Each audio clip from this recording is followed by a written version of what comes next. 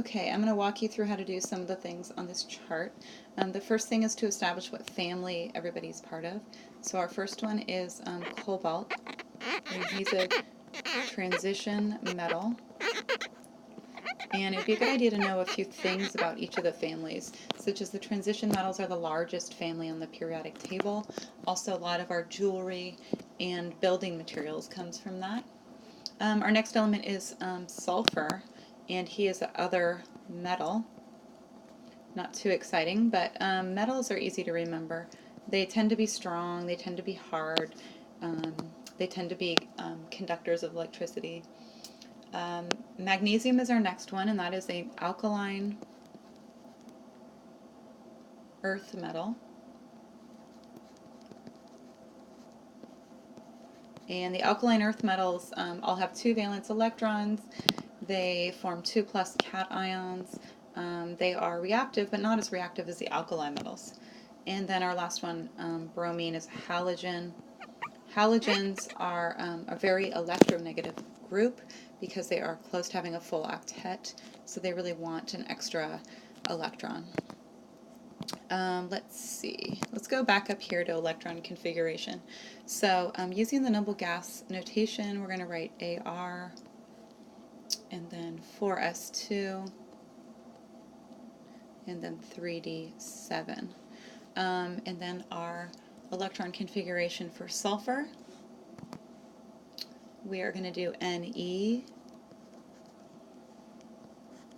After Ne comes the 3s2, and then the 3p4. Magnesium, he's an alkali earth metal. Remember I said they all have 2 valence electrons, and that's because their s orbital all has 2 electrons in it. And then we've got our halogen. Halogens always have 7 valence electrons. Now this one's a little bit interesting because you're going to have 4s2, 3d10, 4p5, and remember your valence electrons come from the highest energy, the s's and the p's.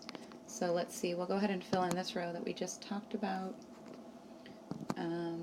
Let's see, sulfur would be 6, and then transition metals we're going to go with 2. Alright, if we have 2 valence electrons, we're going to form a 2+ ion. So if you have 4 or less electrons, you lose them, making a positive ion. If you have 5 or more valence electrons, you gain to get to 8. And then magnesium, he would also do a 2+. And then bromine, he would have 1 valence electron, 1 more that he wants to gain. And I'm going to go ahead and go back and use these valence electrons and do the dots around them. So bromine needs 7 dots around them. I'm just adding that in here. The more we view, the better, right? Magnesium gets 2 dots, 1 per side.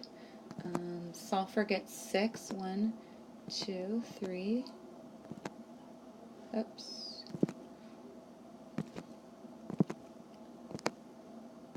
4, 5, 6, and then cobalt gets 2.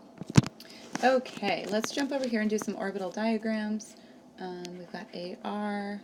Now when you're doing an s orbital, you just do 1 dash, and then you're going to fill it up. When you have a d orbital, you got to do 5. Hopefully I can fit them in here. We got 7. 1, 2, 3, 4, 5, 6, 7, and this is 3d. Always label them. Okay, let's jump down here to sulfur. We've got Ne, and then 3s, and then our 3p. P orbitals always have 3. Up, up, up, and then 1 going down. And then we've got 3s, up, down. And then our last one, this is going to be hard to squeeze in here. I guess I can go right below. Down, 1, 2, 3, 4, 5 for our D, and that would be all full. And then our P, 1, 2, 3.